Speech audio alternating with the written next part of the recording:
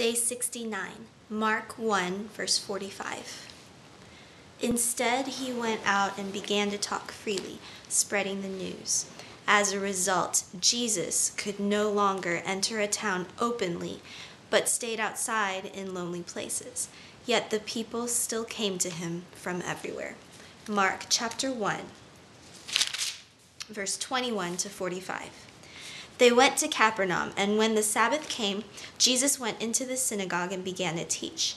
The people were amazed at his teaching because he taught them as one who had authority, not as the teachers of the law. Just then, a man in the synagogue who was possessed by an evil spirit cried out, "What do you want with us, Jesus of Nazareth? Have you come to destroy us? I know who you are, the Holy One of God." "Be quiet," said Jesus sternly. "Come out of him." The evil spirit shook the man violently and came out of him with a shriek. The people were all so amazed that they asked each other, "What is this? A new teaching, and with authority. He even gives orders to evil spirits, and they obey him." News about him spread quickly over the whole region of Galilee.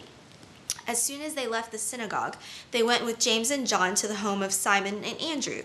Simon's mother-in-law was in bed with a fever, and they told Jesus about her. So he went to her, took her hand, and helped her up. The fever left her, and she began to wait on him. That evening after sunset, the people brought to Jesus all the sick and demon-possessed. The whole town gathered at the door, and Jesus healed many who had various diseases. He also drove out many demons, but he would not let the demons speak because they knew who he was. Very early in the morning, while it was still dark, Jesus got up, left the house, and went off to a solitary place where he prayed. Simon and his companions went to look for him, and when they found him, they exclaimed, "Everyone is looking for you." Jesus replied, "Let us go somewhere else, to the nearby villages, so I can preach there also. That is why I have come."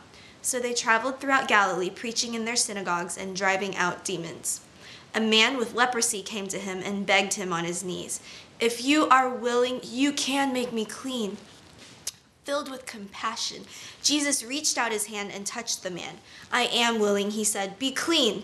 Immediately the leprosy left him and he was cured. Jesus sent him away at once with a strong warning.